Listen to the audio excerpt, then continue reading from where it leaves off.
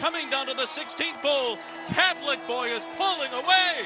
He's so impressive today, the others didn't even have a prayer. Catholic Boy rolls in the run. Happy Travers. Live from the backstretch at historic Saratoga Racecourse, this is Racing Across America with Seth Merrow. Racing Across America is brought to you by Pinnell's Restaurant, a Saratoga tradition since 1922. 284 Jefferson Street, Saratoga, just minutes from the track. The Leah Auto Group. To search their inventory, schedule a service appointment, or find a dealership near you, visit leahcars.com. Leah Cars for life. And Woodbine Racetrack. Pick, bet, and cheer on world-class horse racing north of the border.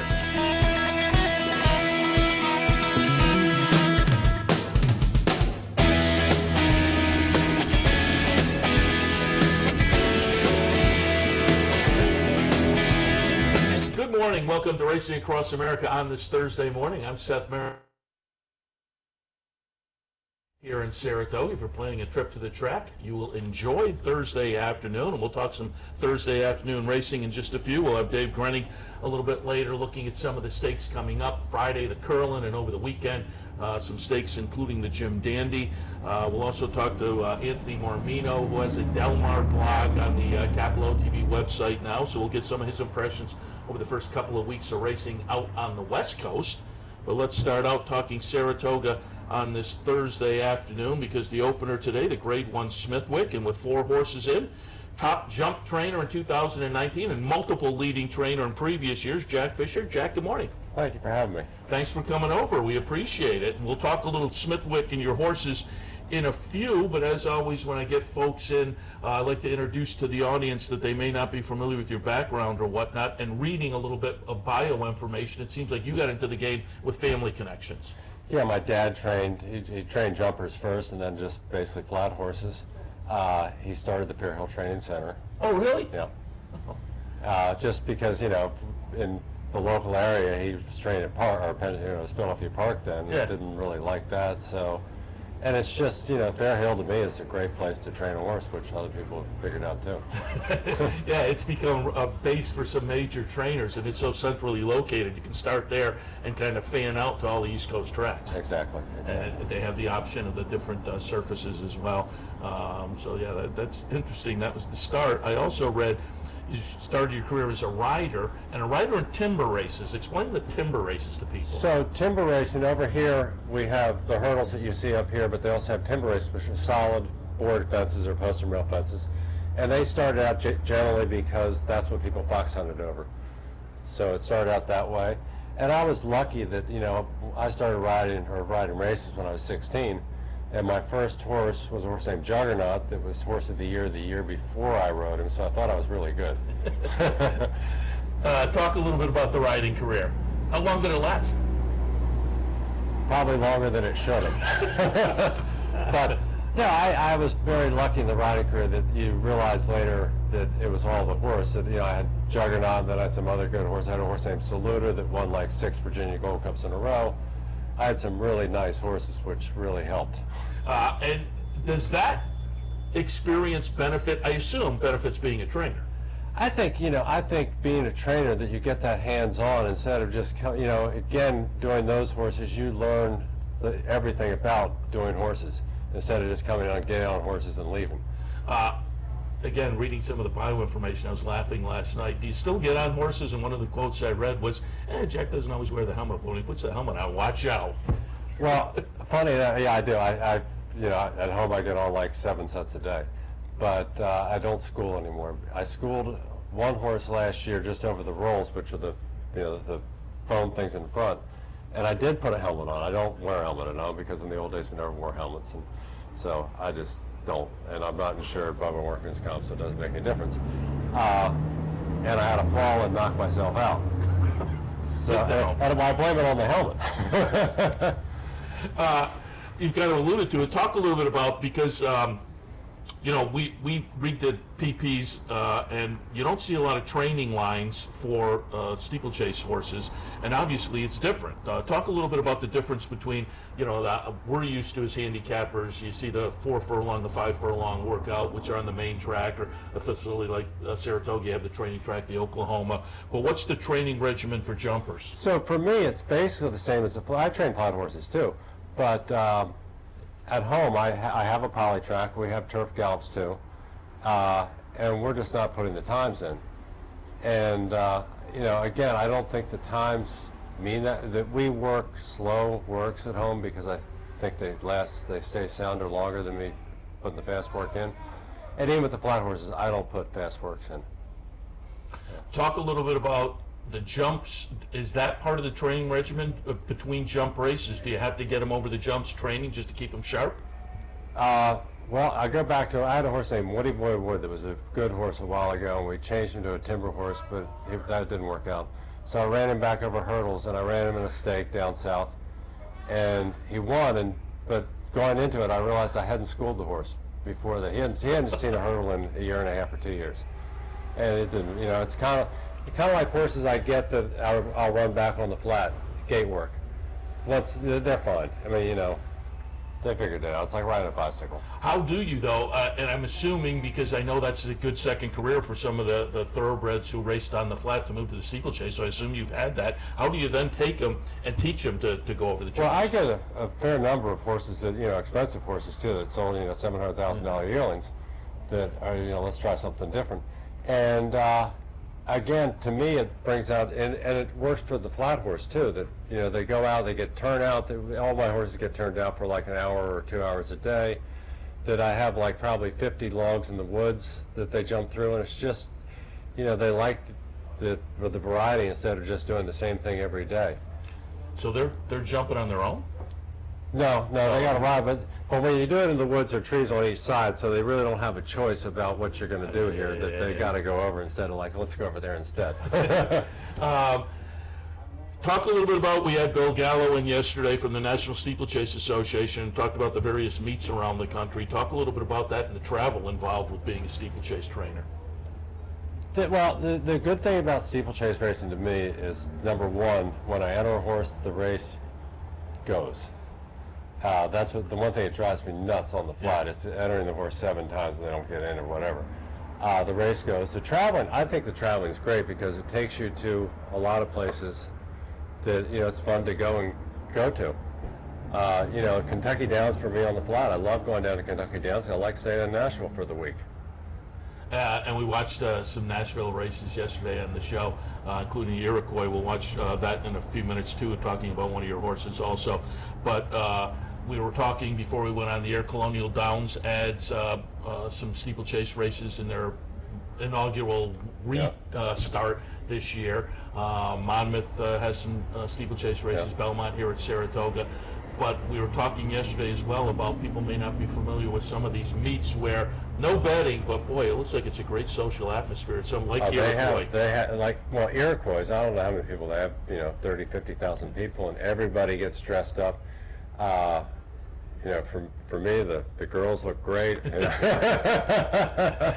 said yesterday, load up the back end with some food and maybe some beverages and wear a big hat. And I mean, the other meet they have closer to here is Far Hills, New Jersey, and they put on a show there. And, you know, as far as for turf courses, I mean, the turf is unbelievable. Yeah. And they added betting there last year. Yeah. So we were talking about that yesterday, about 3 hours from here, and so that's something that I have to put on my list.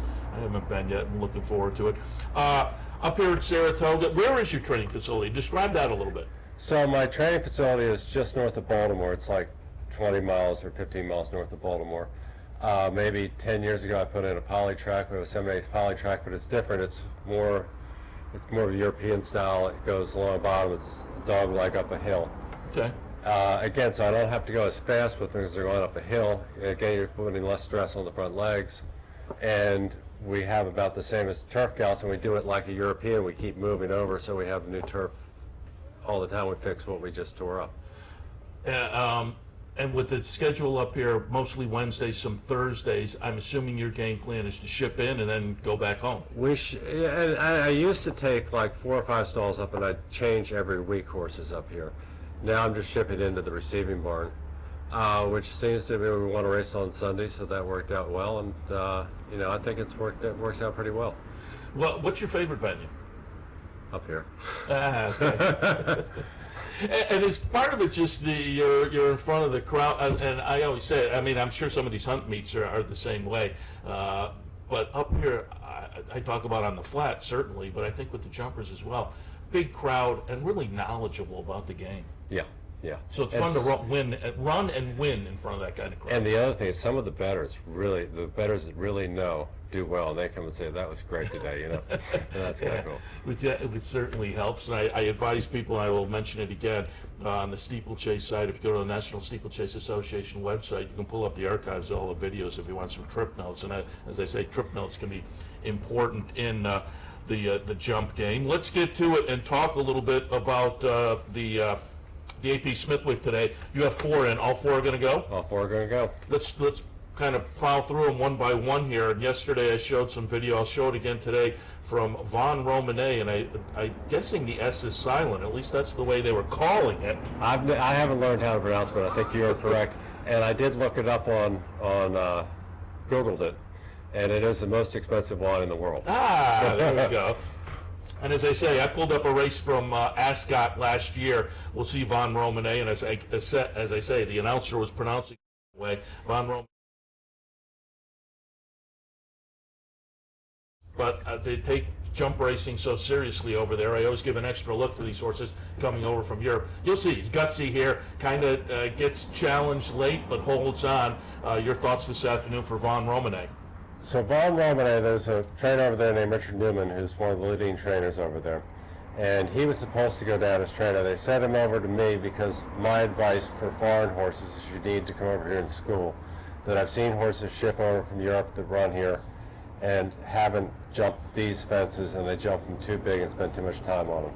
So I've had him for about a month, that he was going to run in Richard Newman's name, but then the workman's comp issue came in and all that, so they said, can you run in your name? I said, I've had him, that's fine. Very cool horse, very good rider coming over to ride him. Sam Twiston-Davis is one of the leading riders over there. He's won over 1,000 races. He's a very good rider. That's interesting, though, that you say the jumpers, it's a little bit of a different game over there, so they have to kind of reorient when they come over here? Yeah, we have a different, their hurdles are smaller than ours, their chase fences are bigger than ours. They look a little different, so they just, if they've been running over chase fences, they spend too much time jumping the fence, too much energy jumping the fence, and you want them just to go down through it. So I think the little bit of schooling really helps them a lot. Interesting. All right, let's go through the others. Hinterland coming in off a nice second place finish last time. 3 starts so far this year with that second place finish. Mike Mitchell has been on board. He's riding another one of the horses in the race. But Hinterland, your thoughts on that one? Hinterland, so he's 11 years old, but he's a really cool horse. And I've had him for, 5 years. He's run some big races. He hasn't won. But he was like second at Belmont twice. I think he was second at the Iroquois. He's, if I could choose one to win, it would be him, just because he's a cool old horse. And that's part of the story of these steeplechase. 11 years old, you see him go on, and as I say, a lot of these are flat horses having a second career, and to see horses, up in 7, 8, 9 years old is not unusual. He might be running out of time, but at 11, but that would be a great story just to see him win as well. Pepe Le Pew, another Le Pew was just European import. By Jill Johnston, and Danny Mullins again. He's another very good Irish rider that wants to come over here and ride him. That I do go off the ratings that he is rated below Von Romanet by like 20, which is significant. But you never know. Yeah, you got to be in it to win it, as they say. Exactly. The ratings over there, they again, they take it a little more seriously over there in that the winter is kind of a bona fide jump season over there. So they rate all the horses? They rate, and they have, it's kind of like the handicapping over here, that they handicap horses in big races. And those guys, they know what they're talking about. At least the horse that I purchased from there that you think you'll improve or whatever, no, they know what they're talking about. And let's take a look at one more. You have 4. Mike Mitchell on board this one, Gibbafaro. At least that's the way I pronounce it. I don't know. I'll let you go with it. Or we call him Gibby. Yeah, there, I like that. Go with that one. He's run well over here. The last race at Acrooss, he ran terribly. Had a win right before that. Yeah, but he was a novice, so lesser company. So I throw him in with the big boys, he gets killed. But it was a little bit soft that day. He's run on soft ground, but not that kind of soft. And I'm just hoping that it was the ground. He loves firm ground. You'll notice that he ran on one track that was hard, which is very unusual for us, that he won. So I think he will appreciate being up here, and I think he'll be tough. Also notable because every Wednesday, when we talk the steeplechase races up here, we bring in either Joe or Sean Clancy. River D. Yeah, Nom de plume Sean. Exactly. Yeah, so that'll be fun just to watch that one as well. Let's talk a little bit about some of your other horses. We're going to take a look here at this year's Iroquois, one of the better races on the jump scene early in the season. The winner will be Scorpiancer. No Scorpiancer up here. I'm assuming it's Saratoga. You're holding off until a little bit later in the season. So in that race, I had Scorpiancer and the horse who was third, Moscato, who I think Moscato probably should have won. He got stopped in the stretch. But for those horses these are handicaps, and I hate giving away, a lot of weight to a good horse. So Scorpiancer Moscato, you'll see at Belmont. I know that's a handicap too, but it's kind of giving them a break. I find it difficult to run these horses all year long and keep them going. So I think breaks help them. So, it's kind of like I used to love buying horses from Canada because Canada, those guys used to stay up there. Now they go to the fairgrounds and everywhere else, but they used to stay up there and give them a break. You're right. Not all, though, because the beginning, and here we see Scorpiancer and the Iroquois, and it was a nice performance there. But you're right, because not all of them, we do the handicapping show, and the first couple of weeks at Woodbine, it is tough because a lot of them are coming off that layup from the season before. Yeah. But, I think it does help keep him going. You watch the gray horse here, though. I mean, he's flying at the end. He got stopped early. But Scorpiancer, this is the second time he's won this race. Nice horse. Yeah, and so we'll look for them a little bit later this year. Before we let you go, I wanted to touch on one of your other really nice horses and just let you remember that one because good night, sure. Yeah, a Hall of Famer, the Eclipse Award winner in 2007, 2008, and I pulled up the Equibase stats, and it's interesting because 33 starts, 14 wins, 5 seconds, 3/3. But the last 14 of those, 10 wins in 3 seconds, and in the 2008 season, an undefeated 5 for 5. Just remember Goodnight Shirt. Yeah, well, Goodnight Shirt I remember because he's still out in my field. I have a field at my house that has like 12 horses in it, and Shirt fractured his ankle out in the field. I don't know how he was on holiday and fractured his ankle, but he's retired and he's out in the field and he's still the king of the field. He rules the field, and it's kind of cool when you have that many out in the field together. That the pecking order, I turn like a new one out there. I think they're really cool, and then they get the next morning they're with their heads down. That's funny. Does it work out that way a lot? That the horse that's kind of the king on the track is the king in the pasture as well? Yeah, it does. And we talk about that a lot. As handicappers, you as a trainer and a rider maybe are more familiar. We talk about that a lot. That sometimes they come down the stretch and it seems like a horse doesn't want to go by because they're more a follower and some other horses are a leader. Is there that mentality? There's definitely that mentality, yeah.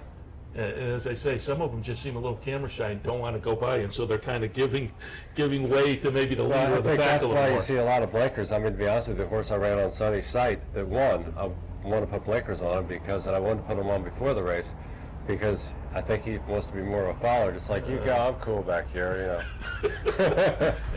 He looked good on the rescheduled steeplechase on Sunday. Jack, again, appreciate the visit. We wish you a lot of good luck, not only this afternoon, the Smithwick going forward as well. Again, you're having a great season so far, so I don't know how much luck you need, but we appreciate the visit. We always need luck. Jack Fisher, again, 4 in today's Smithwick, and he's having a really, really great 2019. All right, we'll take a break, continue with Racing Across America right after this. Stay tuned.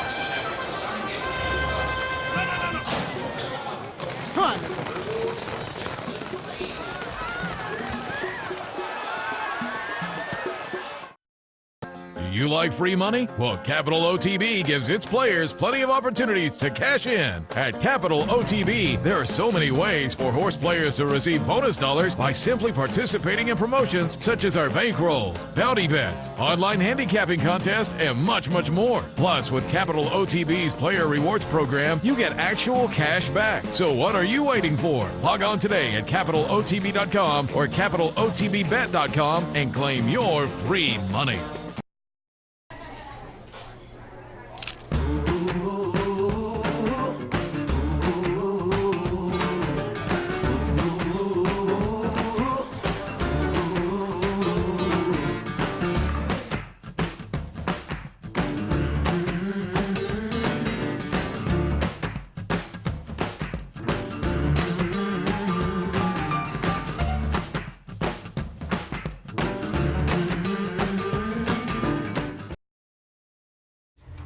Welcome back to Racing Across America on this Thursday morning. Seth Merrow live on the backstretch, live with Anthony Mormino, back in from the handicapping show, but I thought we'd pull Anthony in, because to be honest, we had a jockey schedule, and jockeys are notoriously busier than me. Yeah, and I mean, that's the fact. There's workouts and whatnot.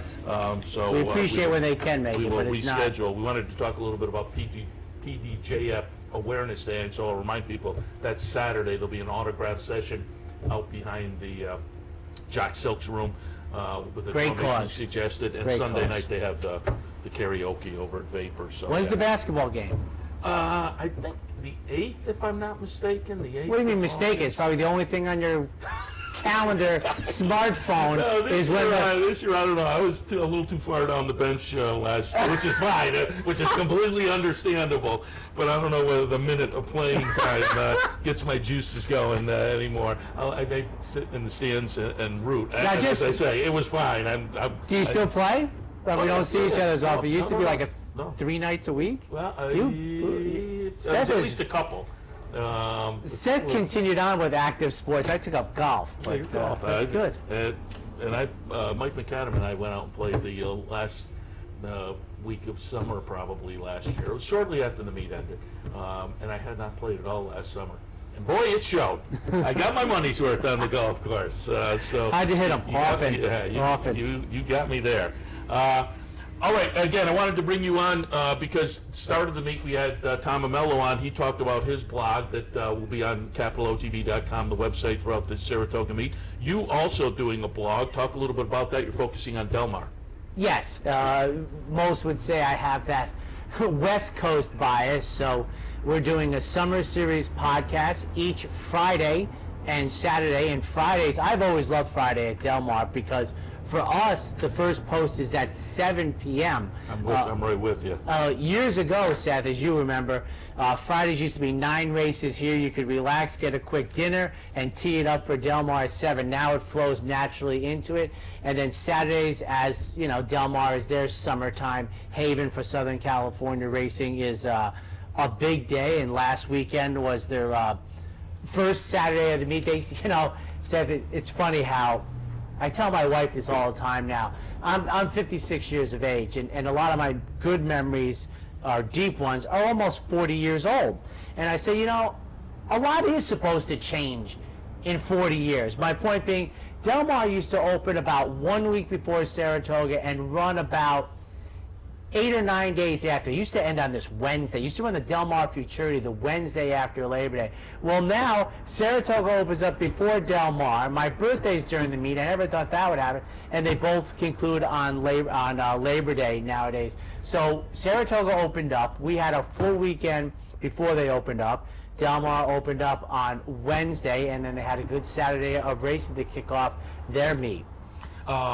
And so I basically do a handicappers report for people for Friday and Saturday's racing on the podcast. So people, again, can check that CapitalOTB.com. It's on there, you click on it. Life is so easy now. And the website was updated. I sent an email to our man, Charlie, our IT guy, who did a great job updating the website, but all that stuff is very easy to find now on the new website, which launched opening day of Saratoga. Fantastic. Del Mar on my list, and with the fall meet now I can get out there, although yes. I'm more geared towards the summer I still haven't meet. been to the summer one. I was going to ask. Not yet. And multiple times. You made the Breeders' Cup out there, right? Yes. Yeah. Yeah, and I will say this about people. First off, go. I mean, when they say where the turf meets the surf, I'm talking 200 yards. I mean, That's why I want to go. That shot they show every day. Is right across the street. There's a road, but it's great. Their post time other days at 2 o'clock. You enjoy the morning, get going, get over to the racetrack. I mean, the racing is not as high a quality day in and day out as Saratoga. Matter of fact, I think last week on the second day of the meet on Thursday they ran 7. I mean, but for you to go out there with your friends or by yourself to walk into a racetrack, hardly any humidity, by the ocean, boy, I'm telling you, it is a great 5 hours. I've done the November, the Bing Crosby meet, and I've been told by people there is a very different feel for the two, but it's a beautiful place.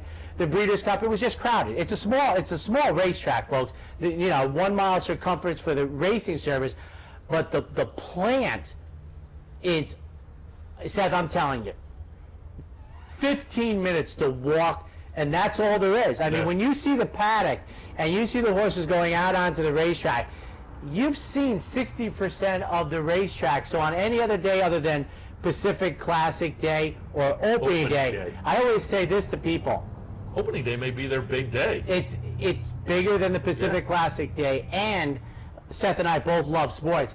It's usually the most well-attended sporting event. You go through all the baseball box scores, nobody outdraws Del Mar's Wednesday opening day.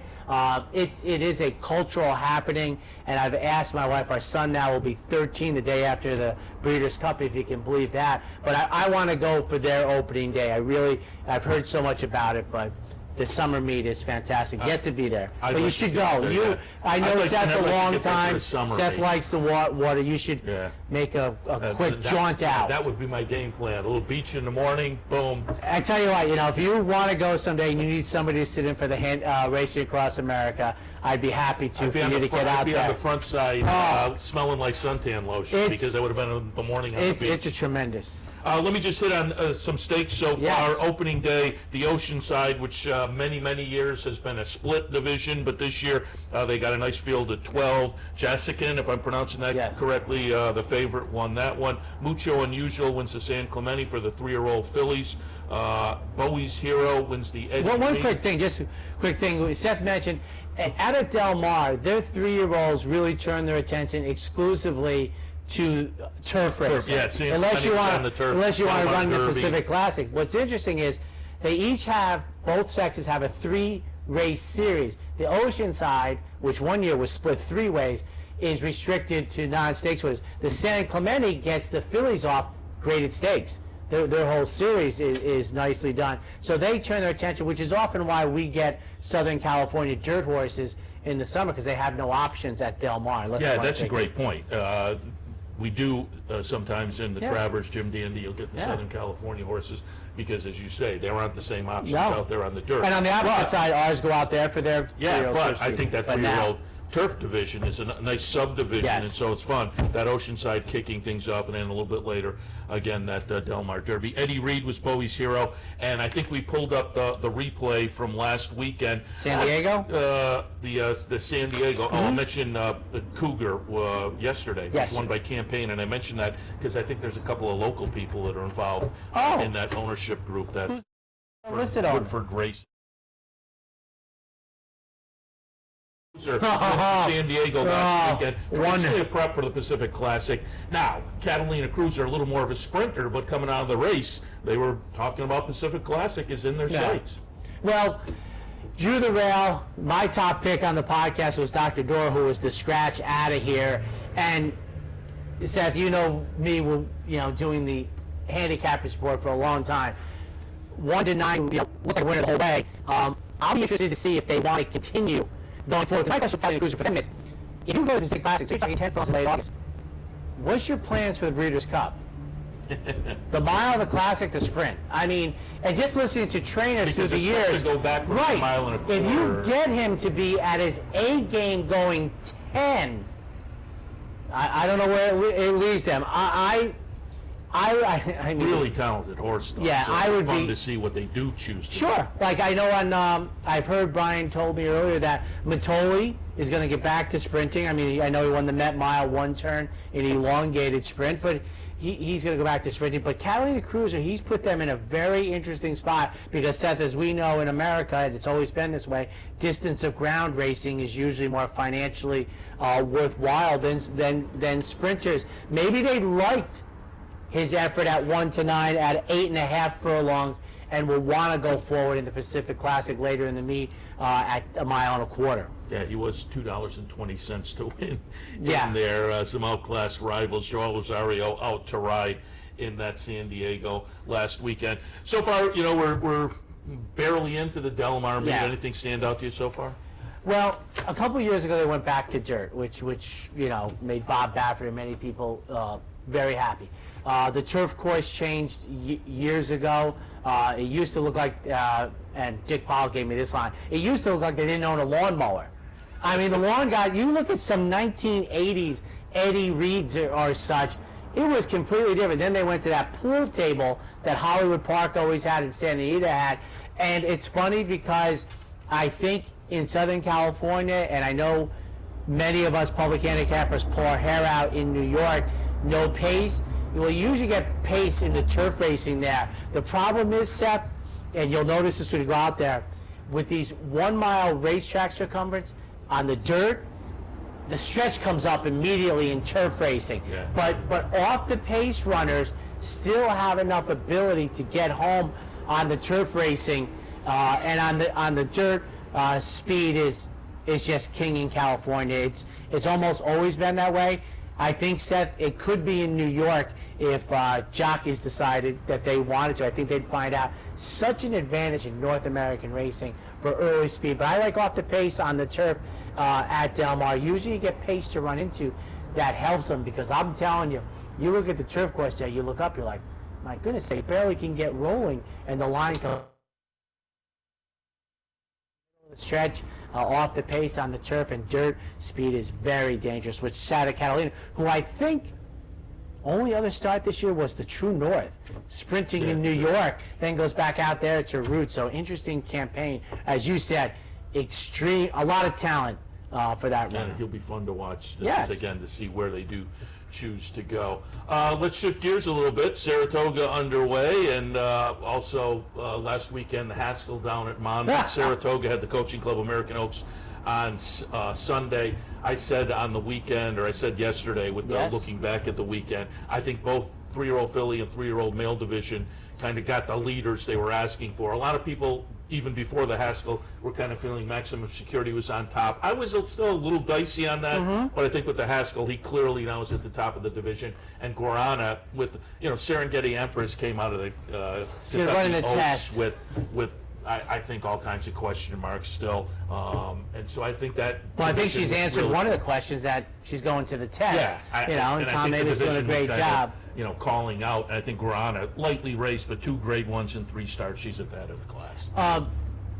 Interesting type of year. We probably get these once every, I don't know, 7 years or something, where it seems to be very muddy.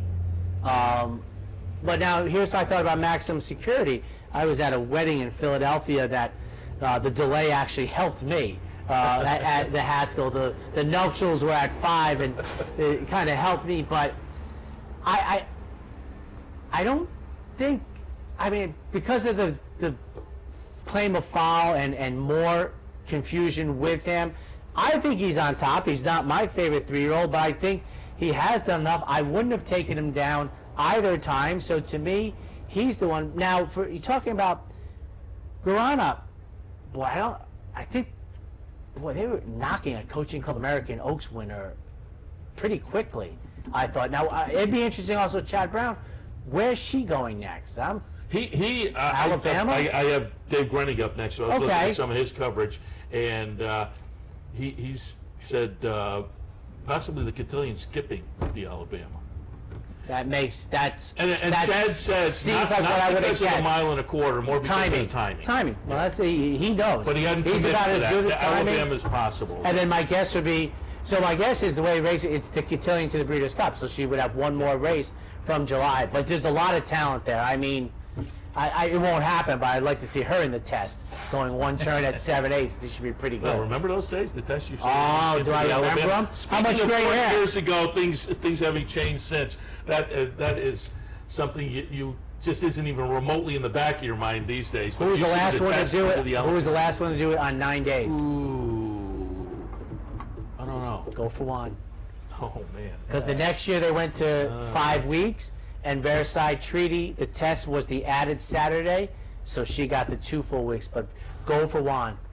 The best quick turnaround in my lifetime was probably the Met Mile to the Belmont Stakes, the Woody Stevens. Monday to Saturday. And, the Woodman. Just turning around that quickly, again, something we will not see the likes of again, presumably. Well, because of the dates of the race. Didn't Dutcho have the 3-year-old a couple years ago, ran 3rd on Saturday and 2nd on Sunday? Yeah. Probably 10 years ago now. Yeah, let's not have Mr. Grenning wait. You can kick me to the curb. We will wrap things up. Again, folks, Friday. Who is the jockey, by the way? No, you don't have to film him to the boss. Don't film him. Fridays. They do good work. Fridays and Saturdays. Podcast on the website. When do they typically show up on the website? Unfortunately, the gentleman who's in charge of that is off to our right. I don't know. Well, the podcast. When do they load up? When do they show up normally? They'll be up this evening. Oh, okay. Because I've already done it. We put it in the can. So there you you'll go. find it so tonight. Look for tonight on capitalotv.com. Anthony, thanks for the visit. My pleasure. All right, Dave Grenning, Daily Racing Forum up next. We'll talk some stakes races coming up tomorrow and on the weekend. Stay tuned. I figured you were going to go to Looking for a fantastic meal? Stop by Malcolm's, a unique farm-to-table restaurant experience. Located at 617 Union Street in Schenectady, Malcolm's offers locally grown fresh foods, mouth-watering flavors, an enhanced drink menu, and terrific service. Malcolm's is a sure bet during Saratoga season. Make your reservation today.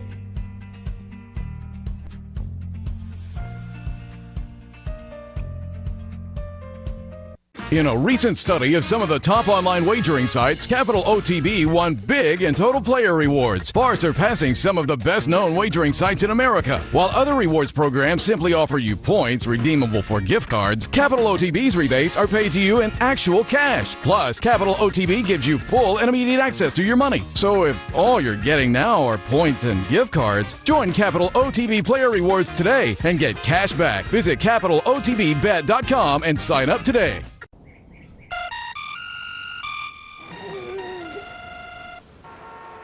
Come on. I want sales reports on my desk by Monday. Whoops. My bad. Love racing? RTN brings you every live simulcast on your home television, plus live video streaming and race replays on your PC and mobile devices. To order, visit rtn.tv. RTN, a breed apart. Welcome back to Racing Across America Thursday morning. That means a rotating visit from either Mike Welch or Dave Grenning. Mike was last week, Dave this week. Dave, good morning. Seth, how are you? Thanks for stopping by. Before we get to some of the stakes action for tomorrow and Saturday, nice stakes card on Saturday, including the Jim Dandy. Pulled up some of your work on drf.com last night, and again, folks can find Dave in the hard copy or on the website. Thunder Snow in town working for the Whitney, and I noted in the article too, it looks like McKinsey will show up for the Whitney. Yeah, I think the Whitney's going to come up a pretty solid race. May not be the biggest field in the world, but it's going to be solid. Thunder Snow arrived here on Monday. Went to the track yesterday after clearing quarantine. Was back on the track this morning.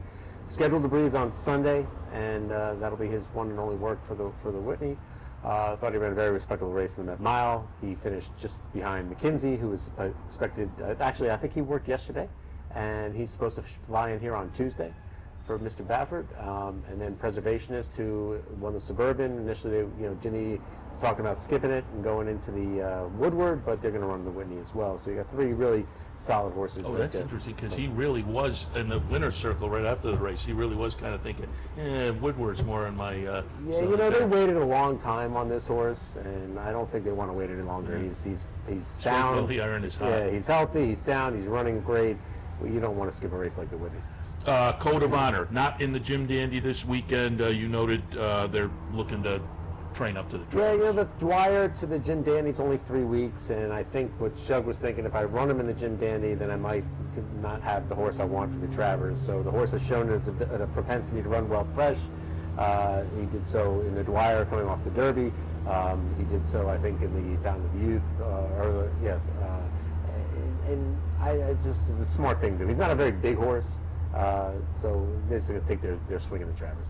And we were just talking with Anthony Marmito about the 3-year-old division, the fillies and the males, which I think solidified this year, and you had some follow-ups on both of those. Guarana, I referenced your article. You talked to Chad. He may go to the Cotillion and bypass the Alabama, although it didn't sound like a sure thing.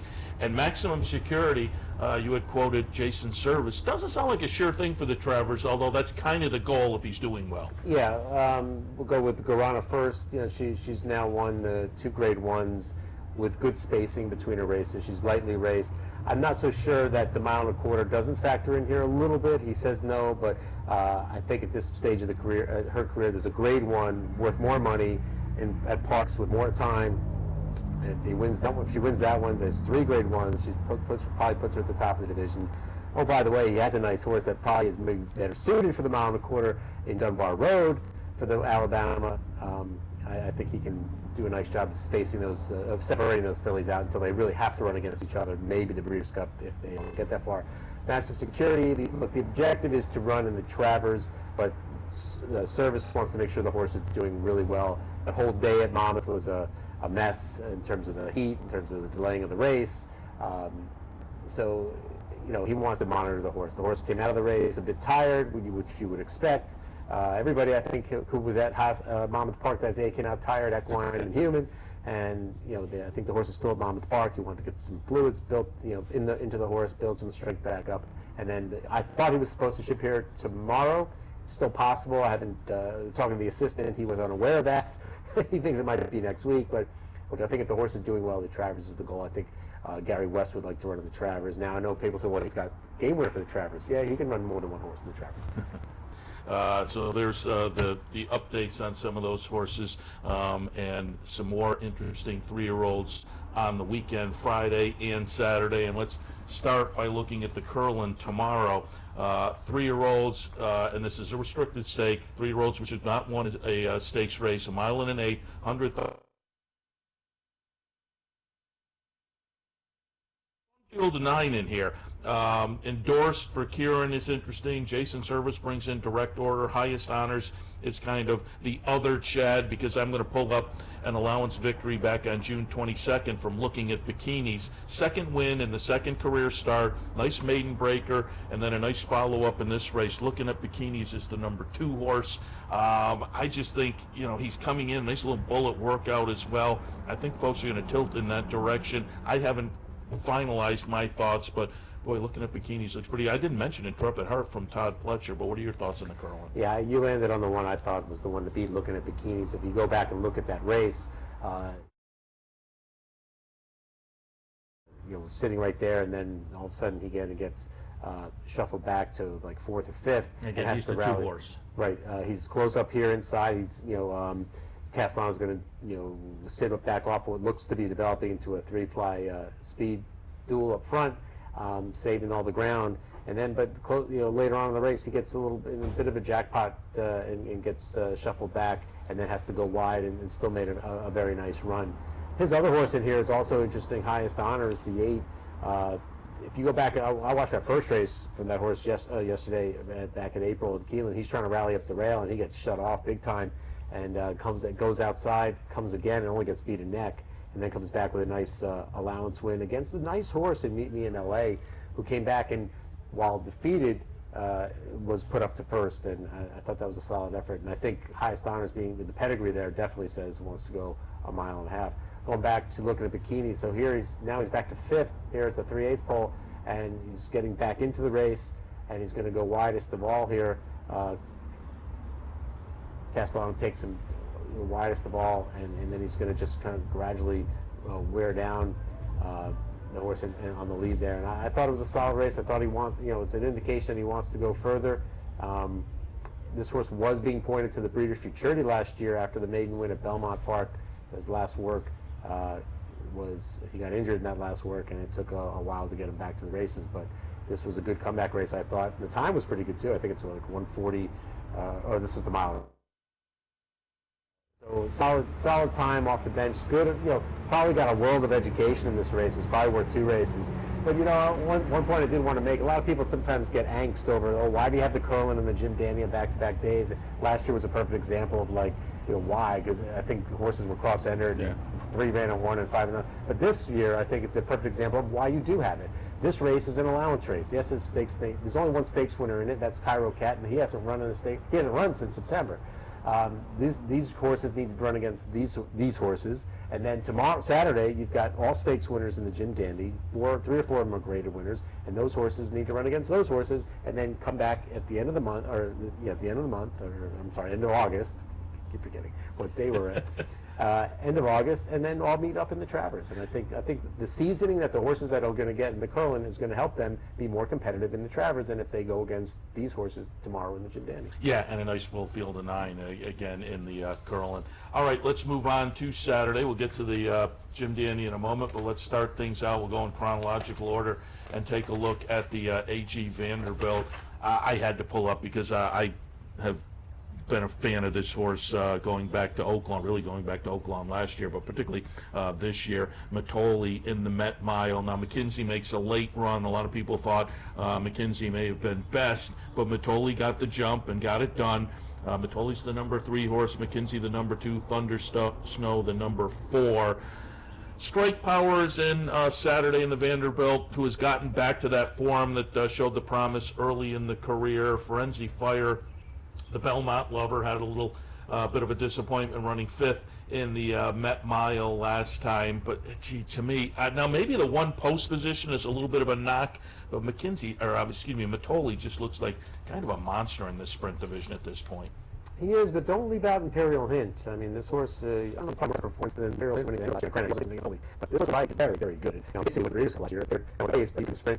He's getting it. He's third. Okay, Gold Levi did very well. Next year, he did hold for me. He is him or Bricks and Mortars right now for top horse in the country. Now with Bricks and Mortars, he's going to run the Arlington Million, and we may not see him again this year because they don't really have a race picked out for him. But totally, we know, we think is going to be headed down toward the Breeders' Cup Sprint.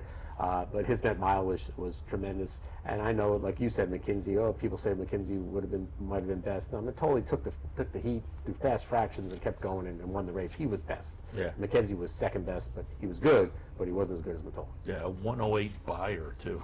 And I mean, you don't see too many 32 and 3s. I mean, look, McKenzie and Thunder Snow were second and third in that race, who we're going to show up in the Whitney next week. They're probably like, well, how fast do I have to run to win that mile?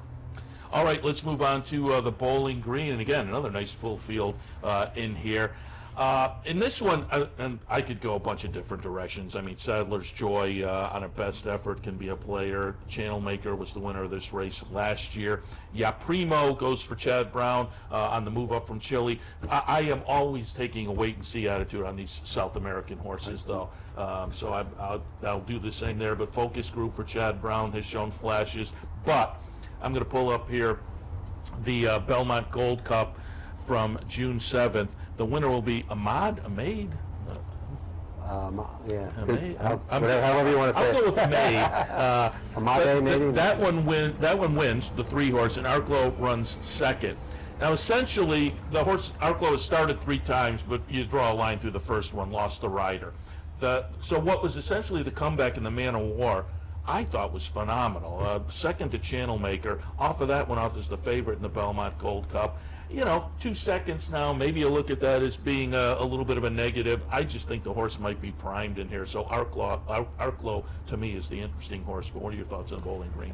This, to me, I could think 8 of them can win this race. And again, the wild card being your Primo. And I'm kind of with you. In a race like this, I might have to take a wait-and-see approach to... if he was coming in a bit of an easier spot, then maybe I'd say, yeah. But I will say this, Primo's training very well from what I've seen in the mornings here. I'm going to go, I just hate the team. This was like 20 horse. I said run 2 bowling. There was some year through another year. The picture was 1-2, so I could keep it down. So I was running the season, but the one maybe exception, the Pan Am. off the bench, but he was only beaten 3 lengths that day. But he 21 consecutive graded stakes is, I tip my hat to him, and he's $1.6 million in earnings. I just hate the post. His other horse, Mike Maker's other horse in there, Zulu Alpha, I think is live. He was second in the United Nations. A million ways to go here. I'll probably wind up with one of the 2 makers and maybe see if there's anybody who comes out of this race. Yeah, it's a very interesting edition of the Bowling Green. All right, let's move on to the highlight of the weekend. I think that's fair to say, the Jim Dandy, because clearly, as we've alluded to, this will lead into the Travers, and there are horses here that are very much players in that 3-year-old division, which, as I said, I thought was searching for a leader. I think Maximum Security now at the top. But War of Will with the Preakness win, I think, adds another grade 1, gets right up in the mix. Tacitus still needs, that grade 1, but certainly has the talent. Tax has shown some flashes. Global Campaign has all kinds of promise for Stanley Huff. I'm going to pull up the Preakness, though. We'll look at number 1, War of Will, winning over Dale's number 10, Everfast Owendale, another 3-year-old I'd like this season. Number 5 runs third. But War of Will with the Preakness win, as I say, ran all the dances in the Triple Crown, Kentucky Derby, Preakness, and Belmont, so has that going for him as well, if people are giving credit there, although we're looking at 8th in the Kentucky Derby and 9th in the Belmont, but they bookend the win in the Preakness, a win here in the Jim Dandy, maybe a win in the Travers, again, puts him in the thick of things for some Eclipse conversation. I'm probably tilting in that direction. I haven't really decided. It'll be either him or Tacitus, but again, Global Campaign, very dangerous. Your thoughts on the Jim Dandy? Yeah, look, you do give credit to War of Will for being the only horse to run in all 3 Triple Crown races here. I did think he got a perfect trip in the Preakness Stakes, where the inside was decisively a better part of the race. I thought was like,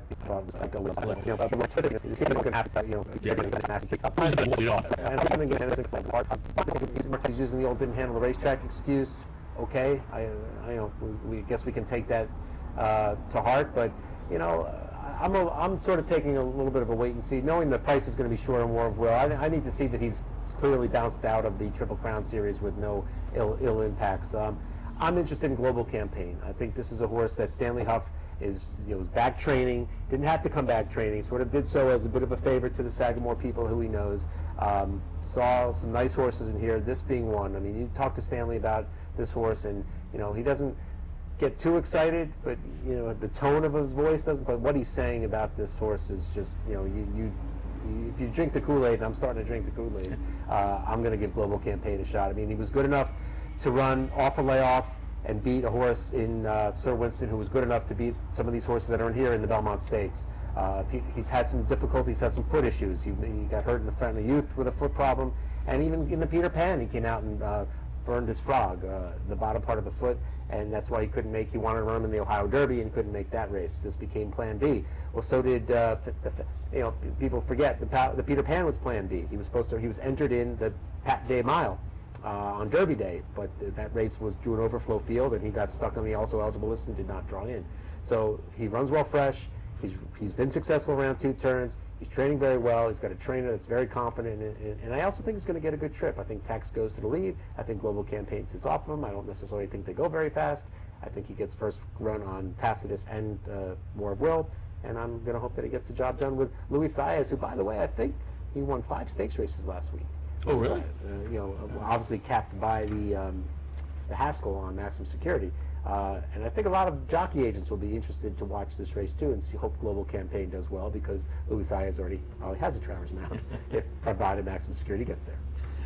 So again, a nice edition of the Jim Dandy, highlighting a nice stakes card on Saturday, curling on Friday. And just before we let you go, why don't we take a look at the Morrissey today? It's a field of 6, but I think it's a fun field. He Loves a Fight comes back on short notice after having won earlier at this meet.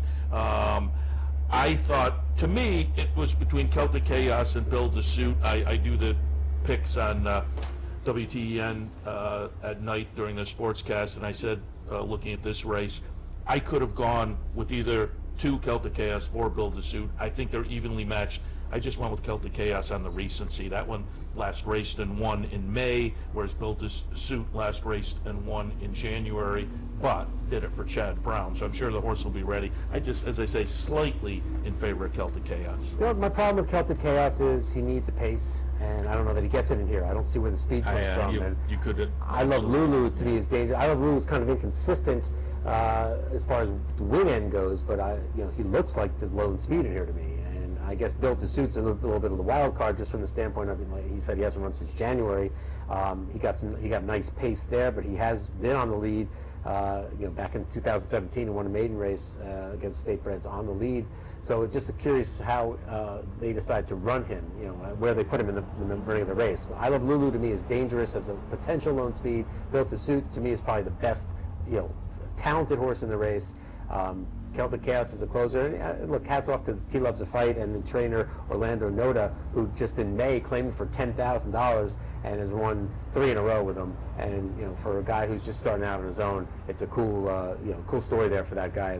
And look, I'm glad to see the guy running him back in 11 days. His confidence that the horse is doing well, and why not? You strike while the iron's hot, as you said earlier. Got him on the show tomorrow, and hopefully he has as much enthusiasm as he had in the winner circle. I was going to say, you might want to advise your viewers to turn the volume down, because he's going to get a little excited, especially if he wins. Those are the fun stories Absolutely. at the racetrack, so certainly easy to root for. And Go for the King, I think, from Charlie Baker could be a little bit interesting too. Another inconsistent sort, but has one up here, and the workout kind of says a little something too, perhaps. Yeah, I think I got snookered into one of those fast Charlie Baker workouts, and in the morning was better than he was faster in the morning than he was in the afternoon. Dave, as always, appreciate the visit. Again, you can catch Dave's work, Daily Racing Form, the hard copy, or drf.com. Again, appreciate the visit. Thanks, Seth. All right, we'll wrap things up for this edition of Racing Across America. Thanks to Dave Grenig. Thanks also to Anthony Mormino. Again, you can catch his Del Mar podcast Fridays and Saturdays at capilotv.com. And thanks again to Jack Fisher. That was a fun visit with him.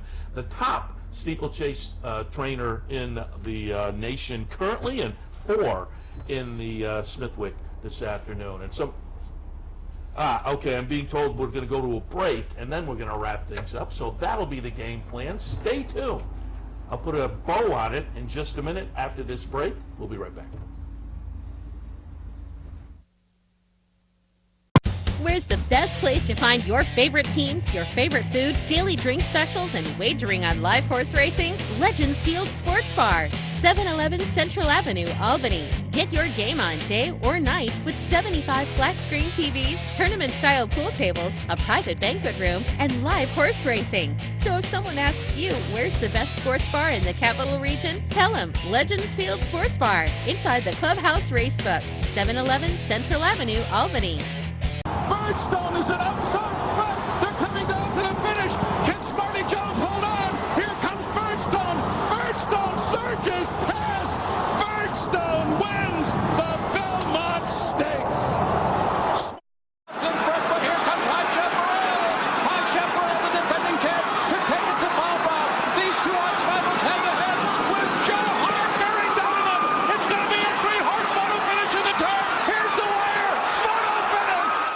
What if there was a way to become a better horse player, to have a better knowledge of the game, to be more successful?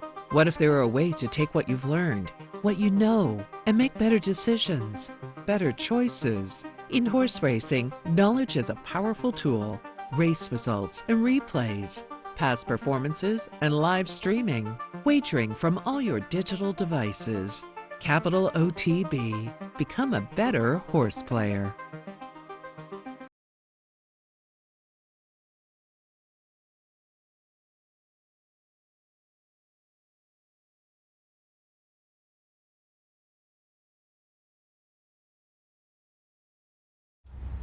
Welcome back to Racing Across America. We will wrap things up. Do want to remind folks, tomorrow the bounty bet returns well over a couple $1,000 in the kitty. Take your shot. Late pick 5 at Belmont, late pick 5 at Saratoga. You can play the late pick 5 at Belmont, but the payoff will be 0, and the bet won't cost you anything.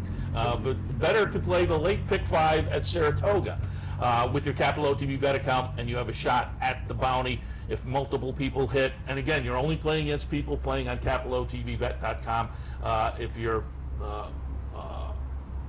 If there are multiple people, you split a consolation prize. If you are the lone winner, you pull down the whole bounty, and again, it's over a couple $1,000. So that's tomorrow. Bounty bet at Capital OTB. Also want to remind you that tonight, the Andy Serling radio show, always want to tout that. I head down typically and check it out, and this week's guests for Andy down at the Parting Glass are Gary Stevens, Mike Maker, and Stanley Huff. Starts tonight, Parting Glass, downtown, 8 o'clock. Andy Serling and his At the Post Live radio show every Thursday night throughout the meet. Although Andy announced last week, Travers Week, they'll do it on Friday night, so keep that in mind. All right, I'm going to wrap things up for this edition of Racing Across America. We appreciate your tuning in. Another great day here at Saratoga. So again, if you don't have plans, make them. Come on up here to the track. If things preclude that, don't forget you can stop by the Clubhouse Racebook and enjoy all the amenities there, your local parlor, or fire up Capital OTB Bet on your phone or your computer and play Saratoga that way, because there's a great afternoon of racing here. All right, back in tomorrow morning, 9 o'clock for handicapper support, 10 o'clock for Racing Across America. We'll see you then. You've been watching Racing Across America with Seth Merrow. Racing Across America has been brought to you by CapitalOTBBet.com, the premier online wagering site in New York State. CapitalOTBBet.com. Sign up today. Pannell's Restaurant, a Saratoga tradition since 1922. 284 Jefferson Street, Saratoga, just minutes from the track. The Leah Auto Group. To search their inventory, schedule a service appointment, or find a dealership near you, visit leahcars.com. Leah Cars for life. Woodbine Racetrack. Pick, bet, and cheer on world-class horse racing north of the border. And the new Capital OTB mobile app. Wager anytime, anywhere. Download it free from the iTunes Store or Google Play.